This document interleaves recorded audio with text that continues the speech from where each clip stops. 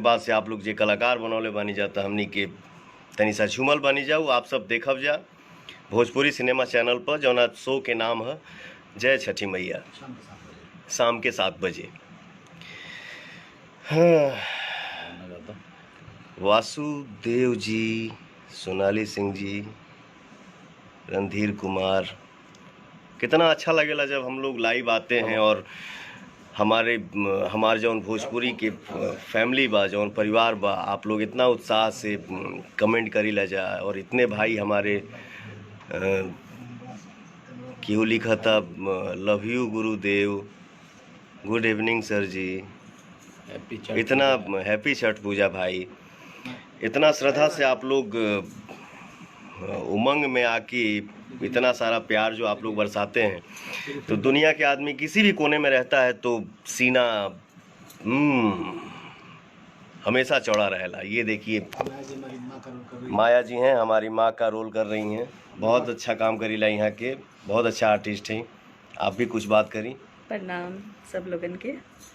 हम लोग यहाँ लंदन में छठ मनैले हैं, तो आज शाम 7 बजे आई भोजपुरी सिनेमा पे, भोजपुरी सिनेमा चैनल पे। शो के नाम है जय छठी मैया। आइए हमारे संजय भाई से आप लोग बात करिए। प्रणाम आप सबको। और हम सब यहाँ प्रदेश में हैं, लेकिन अपने देश को और अपने देश की संस्कृति को आज बहुत मिस कर रहे हैं।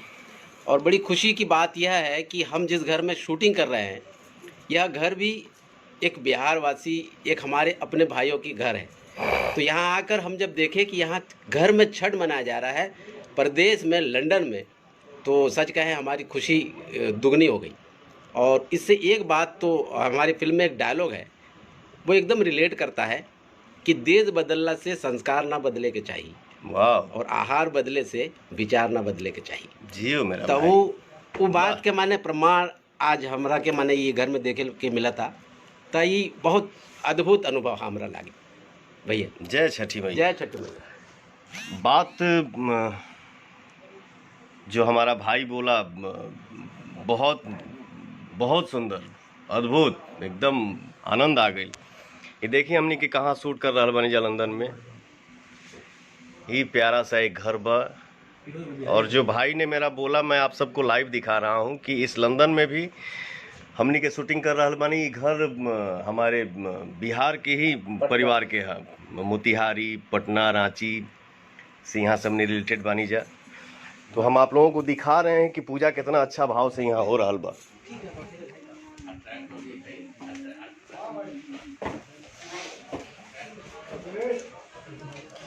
मैं अपने पेज से लाइव हूँ और ये देखिए लंदन में छठ पूजा कितना अच्छा से मन रहा बा। ये भैया हमें, ये बाबू है, ये छोटी बहन जैसी है।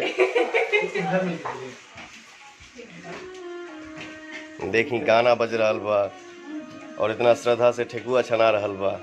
आप सब भी तनी प्रणाम कर ली, हम लाइव बानी। शारदा सिन्हा जी के गीत सुन के यहाँ पूजा पाठ के तैयारी हो रहा बा। ये हम लोगों के लिए कितना सौभाग्य की बात है। जय छठी मैया।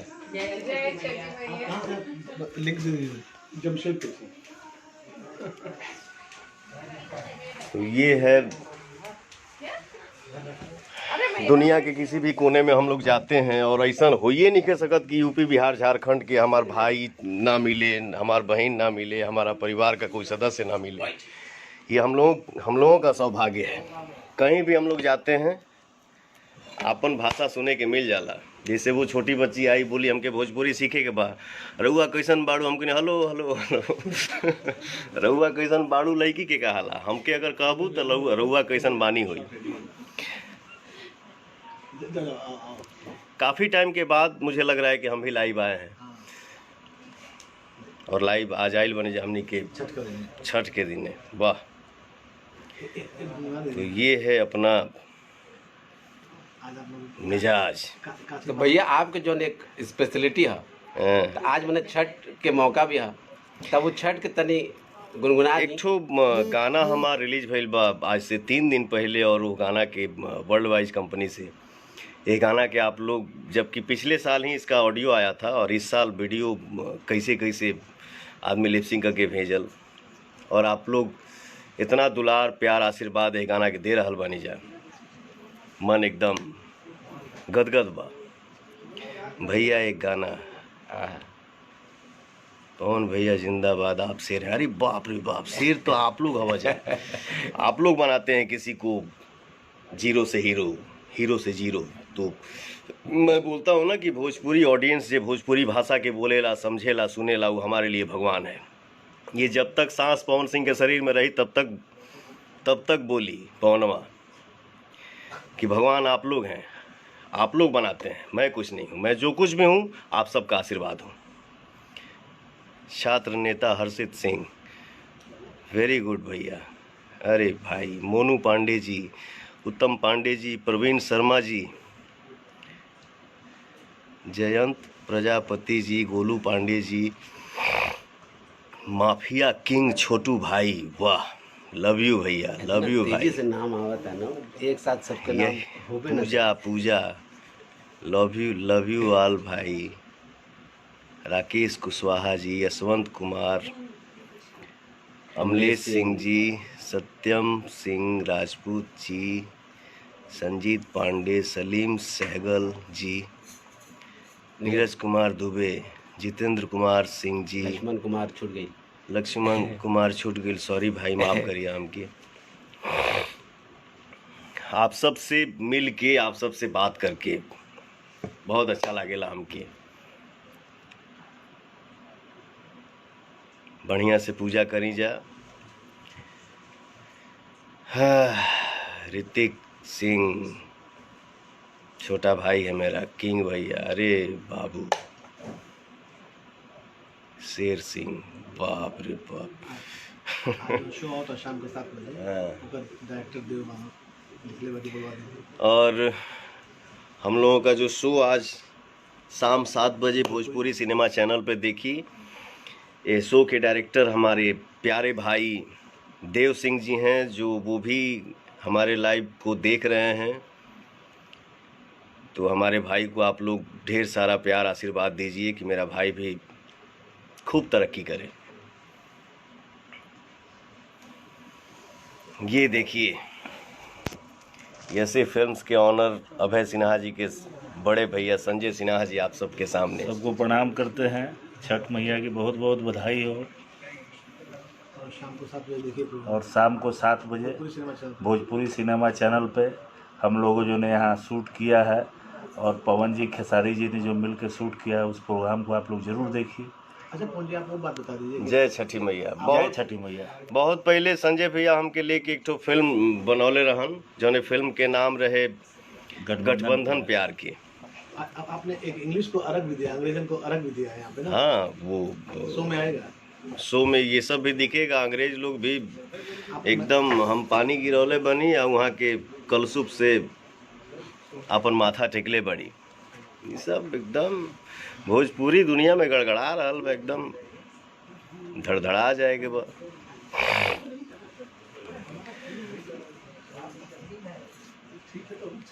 आप सब प्यार दुलार आशीर्वाद दी, बिल्कुल आशीर्वाद दीजिए मुझे। छठी मैया की कृपा आप सब पे एकदम बनल रहे, आप सब पे भी और हमरों पे भी, कि हम सब भाई, हमारा पूरा भोजपुरी परिवार एकदम हमेशा खुश रहे, हमेशा तरक्की करे, और जे जौने लाइन में बा अपने अपने काम में एकदम मगन रहे, व्यस्त रहे, मस्त रहे। तो शो के आप लोग देखी जा, आनंद उठाई जा, आप सब भी खूब बढ़िया से पूजा करी जा। फिर हमनी के मिलल जाई, तनी शूटिंग करे के बाद यहाँ बहुत जल्दी रात हो जाला। जरूर याद रखें शाम को 7 तो आप लोग ज़रूर याद रखिएगा, आज शाम 7 बजे भोजपुरी सिनेमा चैनल पे हमनी के शो देखिया जा, जो ना शो के नाम है जय छठी मैया। जय छठी मैया। जय छठी मैया। कोनो अगर गलती भइल होके भाई से तो माफ करिए जा। जय माई। हमनी के तो छठ हृदय में बसेला, लेकिन यहाँ के अंग्रेज लोग के भी हृदय में हमनी के बसा देनी से छठ। अब भैया यहाँ सब कुछ पड़ाका मिलता वाला है। तरगर में कौन रहे हो? पड़ाका वाला, छुरछुरी पड़ाका वाला, हाँ, छठ के हाट वाला। वो गनवा बा। अथी संजय मानंद जन कैले हाँ केतर एथी मना अपन केतर गरमा है बड़ा बढ़िया लागे लोगन बाटे अब जबूरी के नन्हा का डिड़ाइल पड़ा का से पिया पाकिट मंगा द छुरी छुरी के तो वो गाना बानू प्रोग्राम में बाना जी गाना वो बिल्कुल बा। और एक वादी शक्ति के हमारे गाना रो लोग बड़ा प्यार दिले बनी 42 मिलियन हो गई बस मात्र 8 मिलियन के जरूरत बा तो अभी तक के इतिहास के बहुत बड़ा रिकॉर्ड बन जाये वो कि 2 हफ्ता में 50 मिलियन अभी तक ले कौनो भोजपुरी के गाना गईले नहीं और ये माँ के कृपा बा हमरा ऊपर अरवा सबके ऊपर अरवा लोग के कृपा बा हमरा ऊपर ताकि रवा लोग इतना प्यार और मोहब्बत हमके दिले भैया एगो चीज हम बोलल चाहे छठ पर्व हम लोग यहाँ जो मनाए हैं कार्यक्रम किए हैं छठ का कोई ऐसा वस्तु नहीं है मूली से लेके अरुई से लेकर के सुथनी से लेके सब लंदन में मिला है बस खाली हमने के ऊख वाला पत्ता वाला ऊख ना मिलल पत्ता वाला ऊख ना मिलल ना तो हमरा बता जो ऊख भी इतना ज्यादा गन्ना भी इतना ज्यादा मिलल सॉरी गन्ना कहे में हमारा दिमाग खराब होता भैया एक और खुशी के बात हुआ ऊख हमने के कही ले जा मेहंदी 3 भी आज 50 दिन हो गल सिनेमा और सबसे बड़ा रो लोग जो प्यार दिले बानी जो आशीर्वाद दिले बानी मेहंदी 3 के ओकरा खातिर हम बहुत कितना शुक्रिया अदर वो सबके करी शायद कम पड़ी ऐसे रो लोग ऐसे ही ईश्वर के और आज 50 दिन हमारा कई गो सिनेमा हॉल बिहार में 9 सिनेमा घरों में 9 गो सिनेमा हॉल में बहुत दिन बाद 50 दिन कोनो सिनेमा भइल बा जौन की मेहंदी 3 वो भी कोरोना काल में और अभी भी सब मल्टीप्लेक्स वगैरह में लग रहा है आज से रूपवानी पूर्णिया में लगा है सुशील प्लाजा फुलवारी शरीफ में चल रहा है और दिल्ली यूपी में आनंद मंदिर बनारस में यूनाइटेड गोरखपुर में और सब मतलब इतनी पब्लिक फिल्म है कि कोरोना काल में ही भोजपुरी भाषी माई बहन आकर के फिल्म को देख रहे हैं नहीं और आप लोगों ने जो पहला पार्ट था मेहंदी 1 वो उसके छठ के गीत है बाबू नमस्कार प्रणाम ये अनंजय रघुराज जौन के एगो गाना हम गौलर ने की अनंजया खनियानर थोड़ी है रजाई में कुकुर था ये मेरा बड़ा भाई है हम लोग मस्ती में उस चीज को बोले थे और हम एक साथ रहते हैं तो खुद को बड़ा एंजॉय करते हैं क्योंकि आप लोग को एंजॉय के लिए अगर हमें जहाँ जाना पड़े मधु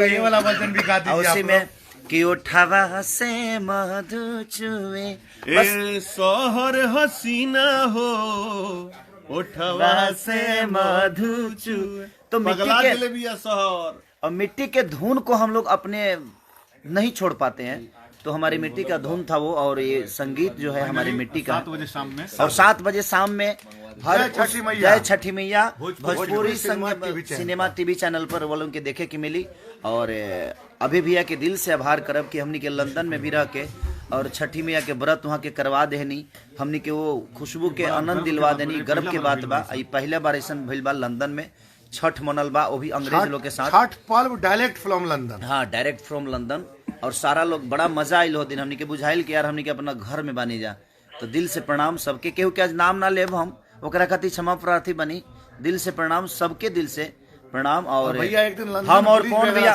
और हम और पवन भैया जो नचले बनी जा ना वो गाना कौन बा कि उनकर बा धनिया हमर नया बालिया तो धनिया हमर नया बढ़िया हमार गाना बा